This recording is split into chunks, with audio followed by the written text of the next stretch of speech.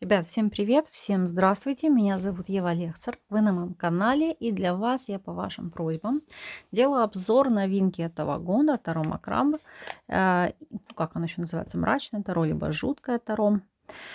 Не всем эта колода придется по нраву, могу сказать так, исключительно ценителям, коллекционерам, либо тем, кто увлекается этой мантической системой. Но остальным, мне кажется, это будет интересно посмотреть просто в качестве обзора визуального ряда.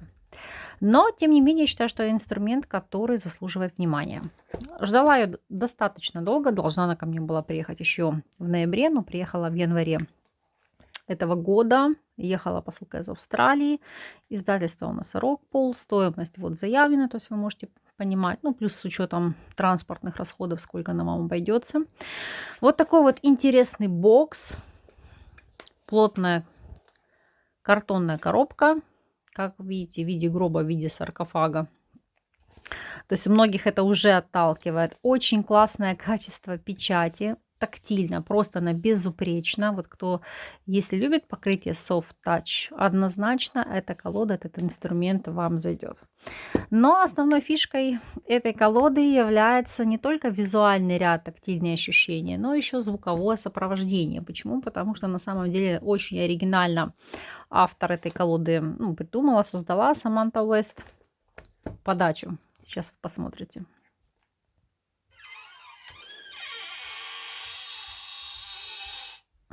Это просто потрясающе. Обзор этой колоды частично, наверное, скорее всего, распаковку, назовем это так, я делала в своем инстаграм-канале. Те, кто видел видео, просили меня сделать на нее обзор. Вот, ребятки, добралась. Давайте с вами будем смотреть и вкушать, да, что же это такое, с чем его едят и стоит ли брать ее в работу. Ну, по поводу бокса, упаковки, однозначно супер. Здесь очень жирный плюс. Но есть свои минусы. В чем заключается минус? Ну, во-первых, сама по себе она плотная. Тут никаких претензий, вопросов нет. Но неудобство заключается в том, что маловероятно, что вы такой инструментарий будете таскать с собой в дорогу, в поездку, либо куда-то еще. Скорее всего, будете носить в мешочке, а это уже просто как такой вот коллекционный экземпляр. Сама коробка у вас будет находиться дома. То есть минус — это транспортировка, потому что вот в этом плане непригодно. В остальном же здесь все супер. Хочу обратиться быстренько к мануалу. Именно к книжке, которая сопровождает, либо по нашему МБК. Опять же, покрытие Soft Touch.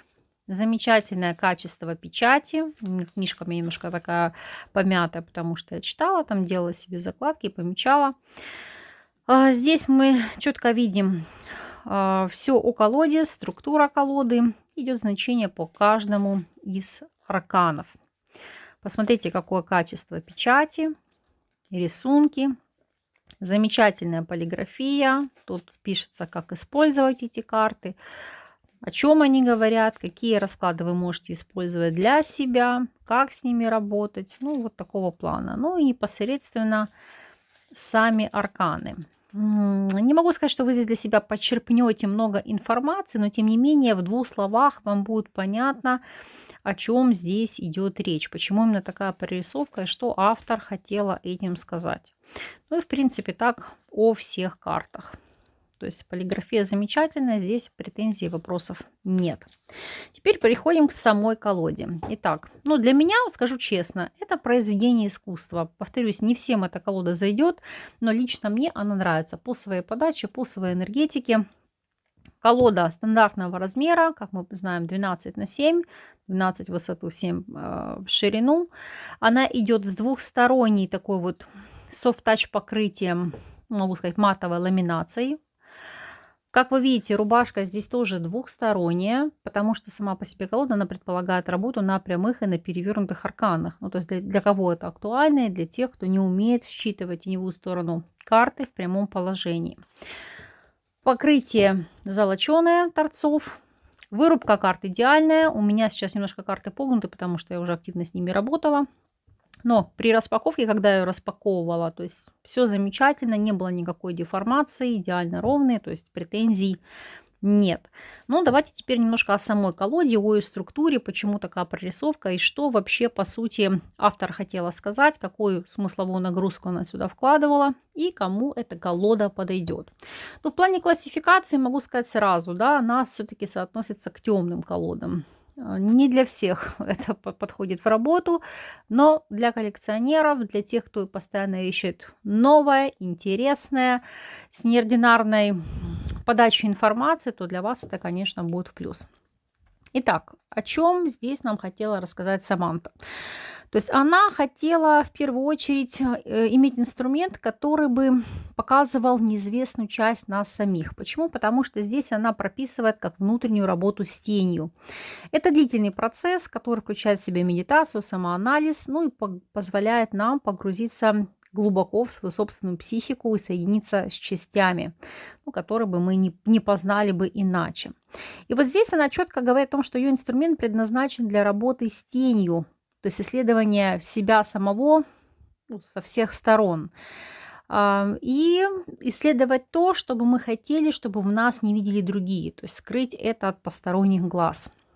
То есть, иными словами, это инструмент для теневой проработки, для того, чтобы задать те вопросы, на которые мы боимся получить ответы, либо не хотим что-то в себе замечать, анализировать и, как следствие, менять. Работа с тенью происходит, когда вы перестаете вытеснять темные навязчивые мысли, которые порождены в нас гневом, печалью, отвращением, ну и которые, в принципе, знаете, которые к нам подкрадываются, когда мы отходим ко сну, либо находим время, чтобы покопаться в себе. Итак, жуткое таро, либо мрачное таро. Оно в первую очередь говорит о том, что ищи любви и света, но при этом помни, что ты состоишь не только из светлых сторон, но и из темных. И вот эта колода– это проводник во тьму, в тайники вашей души. Почему? Потому что только исследуя свои самые темные стороны, мы сможем найти свой истинный путь к свету. Как работать с этими картами? Итак, здесь есть основные такие вот моменты. Карты здесь переименованы. В первую очередь здесь идет речь об ограничении гендерной бинарности, то есть здесь нет истинно женских либо мужских карт, здесь стерты границы. И пажи у нас это ужасы, рыцари это кошмары, королевы это призраки, и короли это резня. Ну и тут несколько арканов, они, безусловно, переименованы, вы сейчас это будете смотреть. Итак, если мы с вами будем анализировать и начинать со старших арканов. Дурак. Давайте буду так откладывать, чтобы было видно. Аркан, который говорит в прямом положении о новых начинаниях, невинности, ну а в перевернутом это риск и безрассудство. Здесь он в первую очередь, знаете, как желание человека нырнуть в глубокое, в темное, неизведанное. Потому что здесь это осознание того, что вы готовы к новому началу, но и вместе с тем будьте готовы к неожиданностям, так как вы направляетесь в суть и в развитие ситуации, ну, знаете, как абсолютно обнаженным. Но это может быть рискованно. И вот видите, как вот здесь из рта как вылазит ваша сущность. То есть это попытки как посмотреть на себя по-другому. Далее, маг. Маг в прямом положении навсегда говорит о готовности, созидании. В перевернутом положении мы всегда знаем, что это обман. Здесь мы видим, что фокусник кладет перед нами все инструменты и говорит к тому, что мы готовы к какому-то событийному ряду. То есть пришло время перестать сомневаться в себе и идти вперед. Потому что, как показывает этот маг, у вас есть абсолютно все инструменты для того, чтобы преуспеть в этом начинании. Вот на всеми нами привычная жрица, она называется здесь божественная. То есть карта, которая указывает на подключение к коллективному бессознательному. То есть в перевернутом положении она всегда будет указывать на подавление, на разъединение, на потерю поиска смысла жизни. В прямом же положении божественное– это тихий голос в глубине вашего разума, который постоянно вам указывает, вас в чем-то предостерегает, от чего-то избавляет. Знаете, как служит вам некое такое и провидением, и защитой одновременно. Потому что это, знаете, как предостережение в темном переулке, избежать какой-то опасности, как проверить, выключили вы утюг, когда вы вышли из дома. Эта карта навсегда указывает на вашу связь с божественным знанием, связь с ангелом-хранителем, с коллективным бессознательным. И как акцент это довериться своей интуиции, поскольку она вам говорит то, чего вы, возможно, не хотите понять или не хотите слышать. В принципе, как бы забегая наперед, хочу сказать, что колода у нас относится с системой Райдера-Уэйта, поэтому и все значения плюс-минус по ней будут такие идентичными, чтобы вас прорисовка это не пугала. Далее, императрица, она же эфирная. Созидание, воспитание, плодородие. В перевернутом положении, конечно же, это эфирное удушение. То есть это, знаете, как творческий застой. Это могут быть какие-то вот прокрастинации, когда вы хотите жить, творить, любить, но не понимаете, в каком направлении себя искать. Потому что здесь это в первую очередь вопрос плодородия, процветания во всех его формах. Это в первую очередь как материнское тепло, это бесконечное изобилие. И акцент по этой карте найти время, чтобы соединиться со своим творческим духом и искать возможности быть теплыми и восприимчивыми, то есть дарить частичку себя другим. Так, император, но здесь он почему-то трактуется как твердый. Это структура, это авторитет. В перевернутом положении, безусловно, это будет доминирование и неподвижность. То есть сам акцент по карте – это непоколебимая сила и структура, которая выстраивается вокруг нас, устанавливает границы. И нам пришло время полагаться на собственные силы, строить собственную систему, то есть взять под контроль свою судьбу. То есть, как показывает этот аркан, не позволяйте себе исчезнуть в тени. Будьте главным героем своей истории, будьте путеводителем, будьте солнцем. Так, дальше.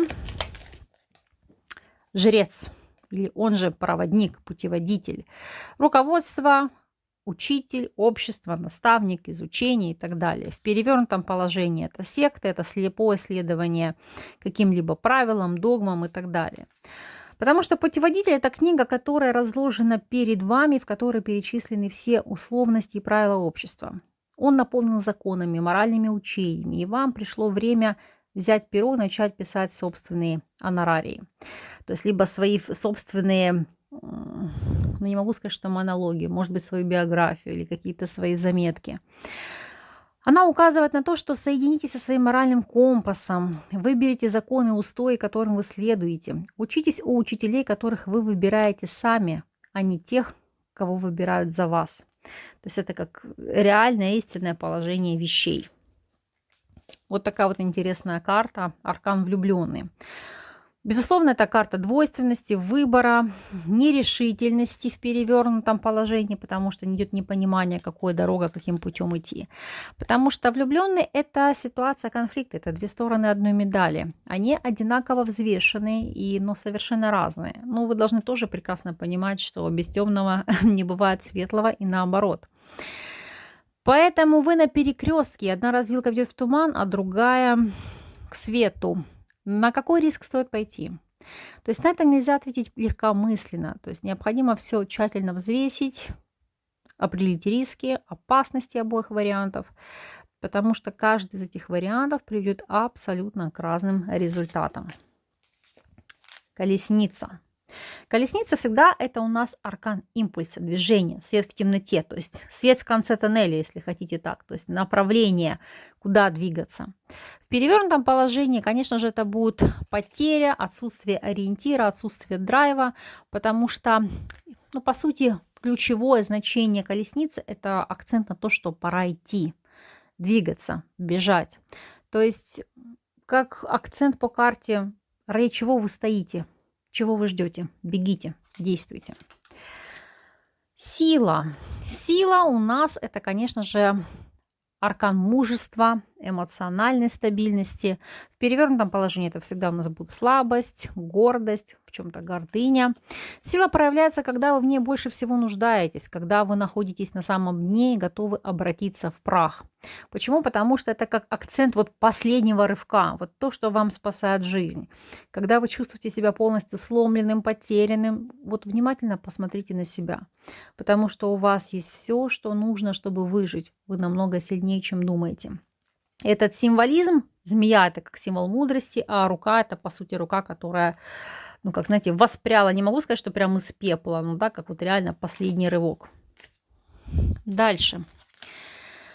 Отшельник.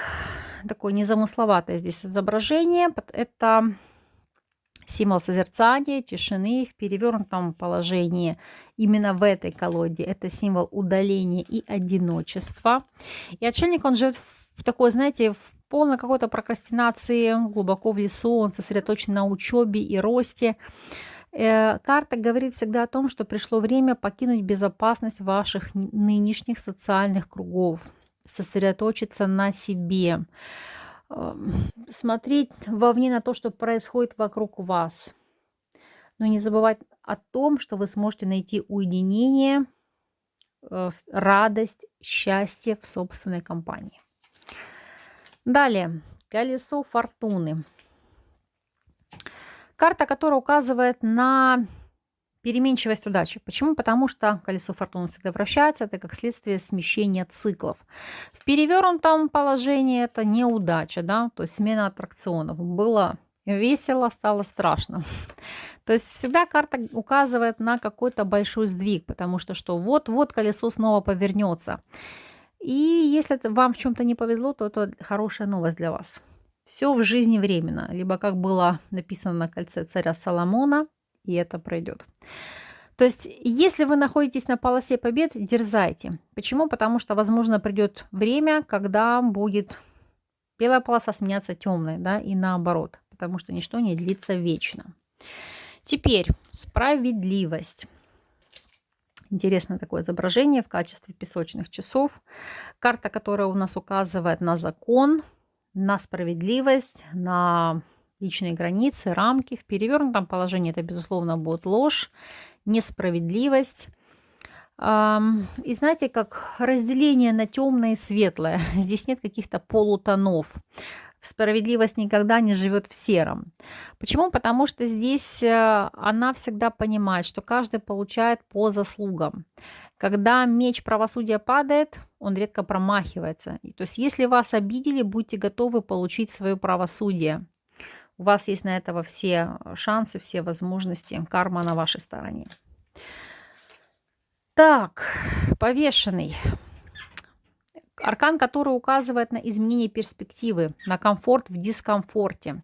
Почему? Потому что здесь в первую очередь это попытки посмотреть на ситуацию под неожиданным углом, особенно в перевернутом положении. Так вот, чтобы остановить события или сделать шаг назад, необходимо посмотреть на них с новой точки зрения. То есть вы будете удивлены, узнав, как многому можно научиться благодаря какой-то минутной паузе или смене точки зрения. Но не слишком расслабляйтесь, потому что здесь декорации могут очень быстро измениться. Так, смерть. Как мы видим, здесь изображен гроб, змея и бабочка Махаон.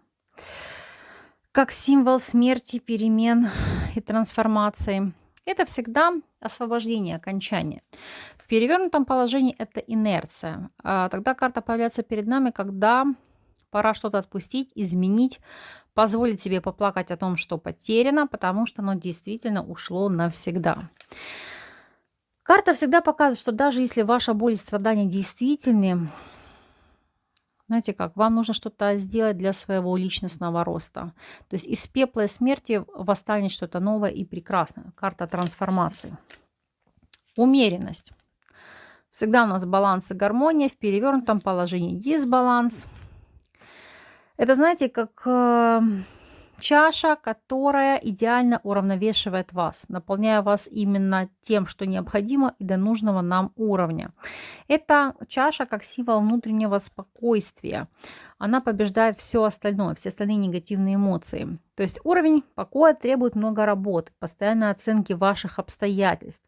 То есть если кто-то или что-то оценит место, которое занимает в вашей жизни, вы сможете, знаете, как обрести свой покой, наслаждаться ситуацией. Почему? Потому что вы понимаете, что все в жизни быстротечное, баланс в том числе. Аркан дьявол, ну, как всегда, это зависимость, стыд, это какие-то знаковые ключевые цепочки, вопросы кармы, деструктива, тут можно много перечислять. В перевернутом, конечно же, освобождение, выздоровление. Это ситуация, когда вы не боитесь посмотреть своей тьме в глаза.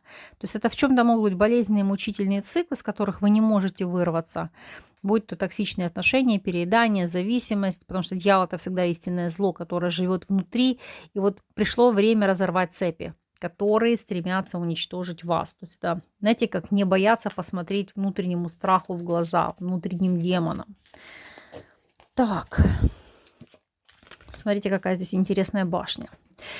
Башня у нас карта несчастья, карта страданий. Хотя мы не видим здесь как такового разрушения, но смотрим, а дом-то весь в трещинах. Все, вот если стоит ткнуть пальцем, все рассыпется на глазах. В перевернутом положении это предчувствие неизбежного. Здесь это изображение ветхого дома, который треснул, разрушен до основания, он не подлежит ремонту, он с разбитыми окнами, деформирован, заплесневелыми полами, стенами и так далее. Здесь это в первую очередь, знаете, как все было оставлено, заколочено. Это надежда когда-нибудь что-нибудь отремонтировать и восстановить. Эти мечты давно увяли. То есть, как показывает эта карта, пришло время все это убрать, зачистить, дать земле зажить, восстановиться, чтобы мы могли построить новый дом. То есть вот здесь это идет символ разрушения. Звезда. Звезда – это забота о себе, это исцеление. То есть позаботься о себе, иначе о тебе никто не позаботится. В перевернутом положении это напоминание о необходимости заботиться о себе и о близких, а также о земном теле и духе. Потому что только когда вы заботитесь о себе, вы можете найти удовлетворение. Потому что здесь это время отдыха, исцеления и восстановления. Но конкретно это в этой колоде, то, что ей присуще. Если мы посмотрим на аркан Луна, темнота, бессознательное состояние, в перевернутом положении отключение от себя. То есть когда мы теряемся в ночи, и нас идет только лунный свет, лунная дорожка. Не все ясно, да, тени танцуют вокруг вас, звуки доносятся из поля зрения, но это акцент на то, что вас ведет ваша интуиция, вы способны найти свой путь. Есть утешение в темноте, в неведении. То есть высветление тех вещей, которые вам необходимо знать. Солнце. Такая милашка, очень милая карта. Ясность, истина. В перевернутом положении именно в этой колоде акцент на депрессию. Солнце встает после темной холодной ночи, все озаряется, яркий свет проникает в наши окна, все монстры обретают форму, их легче уничтожить. Солнце всегда заставляет нас посмотреть правде в глаза, будь она благоприятной либо неблагоприятной. То есть выйти из туч, выйти из тени. Суд. Пробуждение, возрождение через страхи, через внутреннюю боль. В перевернутом это сомнение в правосудии, высшей карме, высшем законе, который нас оглушает. То есть акцент по карте это то, что пора отпустить старые устои, знаете, как в этой серии «Труба зовет», ибо вам больше эти трубы не служат. То есть откажитесь от того, что не работает. Примите тот факт, что Вселенная меняет ваш курс. Возьмите все, чему вы научились, каждый шрам, который вы заработали, весь опыт, и примите то, что изменило вас. Потому что здесь это перемена, возрождение, кардинальная, я не могу сказать, что прям трансформация, но это, знаете, как воспрять духом, восстать из пепла. Это восстановление, но на каком-то новом уровне. Потому что по этой карте вы уже не тот, кем были. Пришло время прислушаться к вашему внутреннему и высшему призванию. Мир. Здесь изображен череп. Как цикличность. Мы умираем, и мы возрождаемся. Мы уходим в прах, и из праха мы, как говорится, переходим в пепел, который развеивается и переходит в новую ипостась, новые частицы. Это завершение, это окончание, это переход в новый цикл, в новый этап. В перевернутом положении это незавершенность, это в чем-то пустота. Но, как показывает эта карта, это то, что вы жили, выжили, вы дошли до конца пути дурака. Поэтому найдите минутку, чтобы отдышаться, омолодиться. Вы целы, дела ваши завершены, и вы наполнены бесценными уроками. Это, знаете, такое вот путешествие, которое вы будете проходить циклично несколько периодов своей жизни, когда мы завершаем один этап и переходим к новому этапу. Так, ну теперь мы будем переходить к младшим арканам. Они у нас делятся на 4 части. Здесь они именуются как жезлы — это кости, мечи, кинжалы, пентакли, кристаллы, а кубки остаются кубками. Ну, они как бы здесь неизменны. Ну вот, начнем с вами с жезлов. Ну, здесь, я думаю, ситуация ясна и понятна, потому что, ну, туз жезлов — это начало. Двойка — это планирование, это вопрос выбора, это как бы может быть страх начинаний, но тем не менее это, знаете, как ринуться вперед. Тройка жезлов у нас всегда это акцент на рост, на расширение, новые возможности. Четверка жезлов — это праздник, дом, события, недвижимость. Ну, то есть тут все более чем у нас, как говорится, понятно. Пятерка жезлов, да, конфликт, борьба, хаос, который вырывается на свободу и все крушит в вашей жизни. Шестерка жезлов. Вот здесь, видите, она увенчана, ее голова увенчана этими костями. И здесь открытие третьего глаза. Это как следствие успех. Вы в центре внимания. То есть это гордость. Все восхищаются вами. Семерка костей. Она указывает на настойчивость. Идти на пролом, идти до конца. То есть поднимите свое оружие и сражайтесь. В перевернутом положении это просто будет усталость, отток энергии, потеря амбиций. Я не говорю по каждой карте в прямом в перевернутом положении, потому что, мне кажется, здесь все очевидно и трактовка идет по Уэйту. Восьмерка жезлов. Импульс, резкое движение, перемены. В перевернутом это будет замедление. Так, девятка жезлов — это у нас стойкость, это выстоять, это, ну, как дожить до последнего. А в перевернутом положении это будет наедине с бременем, то есть какой-то вот тяжелый путь. Но, как говорит карта, знаете, бремя стоит нести, потому что ты увидишь плоды всех своих трудов. Цикл боли и мучения будет подходить к концу, вы сможете пожинать плоды после всего того, что перенесли. Десятка костей. Это в первую очередь волнение, это задержки, это барьер, тяжесть ситуации, это какая-то боль. В перевернутом она будет указывать на задержку планов, творческих идей, блестящего будущего, но вместе с тем это, знаете, как избавление от каких-то тяжелых ситуаций. То есть, ну, призыв к тому, чтобы вы были сильными. Кошмар костей, ну он же назовем паж, это бесстрашие, в перевернутом это любопытность либо импульсивность. Следующий аркан, который мы с вами видим, это призрак костей, страсть, смелость, общительность. В перевернутом это будет незащищенность, это, знаете, как необдуманные поступки, это инфантильность. Далее, призрак. Призрак, она у нас же королева жезлов, вот такая яркая барышня, назовем, да, это череп языком. Коммуникативная, да, коммуникабельная. Страсть, смелость, это более того активность, это опять же лидерские позиции. В перевернутом положении это, знаете, как неуверенность в своих целях, в своих амбициях, гордыня. Далее, ну и резня, либо резьба на костях, можно еще так назвать. Это лидерство, это значимость, это социальный статус. В перевернутом положении это акцент на то, что вы будете, ну, как знаете, вами легко манипулировать, потому что все будут играть на вашем эгоизме. Вот у нас идет завершающий из жезлов. Так, теперь мы переходим с вами к кинжалам.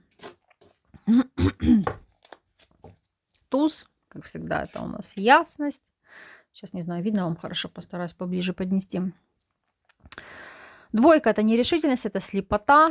В перевернутом это в первую очередь, когда вы ослеплены двумя вариантами. Тройка мечей — это разбитое сердце. В перевернутом положении это как бы все болит, но вы восстанавливаетесь. Четверка мечей — отдых, исцеление. В перевернутом это будет выгорание, как я особенно профвыгорание, либо личное выгорание. Пятерка — это амбиции, это, знаете, победа любой ценой, которая вам не приносит радости, приносит разочарование. В перевернутом это, знаете, как добиться какого-то компромисса, но слишком для вас дорогой ценой. То есть вы здесь больше теряете, нежели приобретаете. Не зря эту карту еще называют картой Ахиллесовой пяты. Так, шестерка кинжалов. Это движение вперед. В перевернутом положении это будут неразрешенные вопросы, которые застряли в прошлом, и нужно будет наново уделять им время. По семерке это хитрость, обман, подлость. В перевернутом это борьба с совестью, это вопрос честности, это стыд за свои поступки. По восьмерке это ловушка, самообман. В перевернутом это будет свобода, освободиться от чего-либо, от каких-либо устоев. По девятке это травма, в первую очередь эмоциональная, это страдание. В перевернутом это будет надежда и выздоровление, избавление от кошмаров. По десятке это поражение, это смерть, это окончание. В перевернутом это окончание боли, страхов и страданий. Не подошли к концу, ну как свет в конце тоннеля, назовем это так. Паж мечей, он же у нас террор, это любопытство. В перевернутом это болтливость, это шантаж. Кошмар у нас указывает, он же рыцарь, это импульсивность, горячность, агрессивность. В перевернутом положении это, знаете, действовать необдуманно, нет направления. Это, знаете, как у самурая нет цели, у самурая есть только путь. Это можно сказать про перевернутого рыцаря мечей. То есть делаю, а что, зачем делаю, непонятно и почему. Призрак кинжалов, она же королева кинжалов. Уравновешенность, структура, восприятие. В перевернутом это холодность, это презрение, это мстительность, ну и так далее.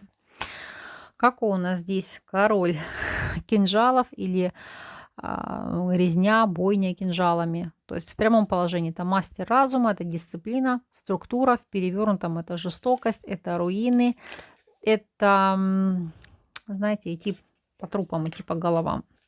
Переходим к кристаллам, они же пентакли. Ну, туз, это понятно, это новая финансовая возможность. И здесь вот эти вот мысли крыс, это как бег по кругу для достижения результата, целостность. В перевернутом положении это будет упущенная возможность. По двойке в прямом это равновесие, взвешивание приоритетов. В перевернутом это будет дисбаланс в вашей жизни. Тройка кристаллов, она же тройка пентаклей, указывает на ситуацию активной работы. В перевернутом положении, что вы работу не можете выполнить, не тянете, либо не можете выполнить самостоятельно. По четверке в прямом бережливость, экономия, в перевернутом жадность, собственничество. Пятерка в прямом обнищание, нехватка ресурсов. В перевернутом это будет, как ни странно, в этой колоде это вопросы благотворительности. Выход из кризиса. Это ситуация, когда вы помогаете другим, даже в чем-то находясь на дне. Это символ выживания, перевернутая пятерка кристаллов. Шестерка кристаллов – это щедрый друг. В перевернутом положении это милосердие, используемое как сила. Семерка кристаллов у нас всегда указывает на стойкость, ожидание и, знаете, как зарабатывание на своем опыте. В перевернутом положении это будет отсутствие результатов, либо горе от ума, когда имеете опыт, навыки, но не понимаете, как это использовать. Восьмерка кристаллов – это здесь, в этой колоде, это вопросы импульса, страсти своим делом, увлечением своим делом. В перевернутом это отсутствие вдохновения. Это, знаете, нет музы, если так дословно, для оттачивания вашего ремесла. Девятка кристаллов – это пожинание плодов, это изобилие, это роскошь. В перевернутом это будет материализм. Если мы будем смотреть десятку кристаллов в прямом положении, это, как видите, полный куш. Это наследство, семейное богатство. В перевернутом это нестабильность. Либо, ну, как промотать все наследие. Причем не только в материальном плане, но в духовном, может быть, смысле. Дальше. Террор кристаллов – это новые амбиции. В перевернутом это обжорство, это меркантильность, ну, это альфонсы и так далее. Рыцарь, он же у нас здесь кошмар. Это усердная работа. Это может быть в чем-то, знаете, как... Не могу сказать, что скучность, однообразность. В перевернутом это вопросы переутомления и нецелесообразности движения к цели. То есть движение, которое не принесет результата. Дальше. Призрак, она же королева. В прямом положении комфорт, забота о себе. В перевернутом это потакание своим слабостям, баланс между амбицией и финансовой выгодой. Но здесь акцент по этой карте – это быть счастливыми со своей семьей, наслаждаться подарками, которые приносят вам во владение. Так, далее. Бойня кристаллов – это хозяин своего домена, это зажиточный мужчина. В перевернутом положении это чрезмерное баловство, либо, знаете, как деньги, которые вас испортили. Так, ну и кубки, они же чаши. Какой здесь у нас бокал? Даже непонятно, Маргарита это или что это. Хорошо, ладно, туз чаш. Новые чувства, страстные начинания. В перевернутом это творческие блоки, это замедленность действий. Двойка чаш, естественно, в прямом положении партнерство, любовь. В перевернутом это напряжение, это разрыв, это ссора, это конфликты. Тройка – это дружба, перевернутая изоляция, либо отчуждение от своего круга людей. По четверке прямая – это созерцание, перевернутая – это чаша, переполнена возможностями. То есть, но пришло время сосредоточить вашу энергию внутрь себя, помедитировать и убрать какие-то энергетические блоки. То есть акцент по карте – не позволять себе отвлекаться на шум вокруг вас. Не упускать возможность, отказываясь от того, что вам предлагают. Отдать приоритет внутреннему росту. Пятерка чаш. Печаль, великая печаль, страдания, сомнения. В перевернутом это путь к выздоровлению, просто движение вперед, несмотря на потерю, утраты и ощущение, что вы никогда не испытаете счастья. То есть это, знаете, движение как путь к исцелению в первую очередь. Шестерка чаш. Воспоминания, исцеления. В перевернутом это независимость и порвать связи с прошлым. Вот то, что воспитало, то, чем вы так усиленно дышали. Семерка чаш или семерка кубков. В прямом положении это всегда выбор, трудный, но в чем-то осознанный. В перевернутом это замешательство. Почему? Потому что вам кажется, что весь мир это какой-то калейдоскоп событий, и вы, в принципе, не сможете верно выбрать. Восьмерка чаш – это в первую очередь движение, уход с тяжелым сердцем, отпустить то, что вас ранит, либо то, что вас гвоздит. Перевернуто – это, несмотря на все усилия и ваши действия, вы все равно чувствуете себя неудовлетворенным. То есть это, знаете, акцент на то, что найдите время, чтобы попрощаться, отпустить то, что вам не служит. Время двигаться дальше. Девятка чаш – роскошь, земная радость, в перевернутом неудовлетворенность. По десятке чаш. Исполнение желаний, счастливый конец, счастливый союз. В перевернутом положении разбитые мечты. Почему? Потому что здесь вы не оценили то, что у вас есть, либо не ценили то, что вы имели. Террор чаш. Мечтательность. Перевернутая это незрелость, инфантильность, неумение выражать чувства. Кошмар чаш. Романтика. Быть ведомым сердцем. В перевернутом положении это в первую очередь это эмоции, которые вы не можете контролировать, эмоциональное залипание. Дальше призрак чаш, или королева чаш, хотя она здесь так у нас изображена, снесло голову. Это тепло, комфорт. В перевернутом положении эмоциональная созависимость. То есть вами пользуются, вашим расположением, вашим доверием и так далее. Ну и бойня чаш. Или, как она называется, в прямом положении эмоциональная стабильность и равновесие, в перевернутом эмоциональная дистанция. То есть здесь акцент на том, чтобы вы стали хозяином своих эмоций и оставили пространство для всего спектра чувств, не позволяя негативным эмоциям взять вверх. Вот такая вот колода, вот такой вот инструмент. И хотела бы кратко еще буквально в 2 словах сказать об авторе, об Саманте Уэст. Это художница, дизайнер, она создатель колод Таро, она в принципе владелица студии Marble Moon. Она получила степень магистра в университете Дрекселя Филадельфии и большую часть занимается работами, которые направлены на изучение трехмерного пространства. Вот именно последние 10 лет она занимается изучением Таро, она увлечена, в принципе, изучением человеческого опыта с помощью карты, созданием новых карточных колод, которые доступны для читателей любого происхождения. Поэтому, если вам будет интересно, вы можете заказать этот инструмент. Ссылочку я вам, как всегда, оставляю на издательство. Вот оно здесь, где вы можете приобрести эту колоду. От вас я буду ждать обратной связи. Если у вас этот инструмент, как он с вами работает, как с вами взаимодействует, является ли для вас полезным. Ну, а если у вас его нет, хотели бы ли вы себе его в коллекцию? Поэтому поделитесь вашими впечатлениями.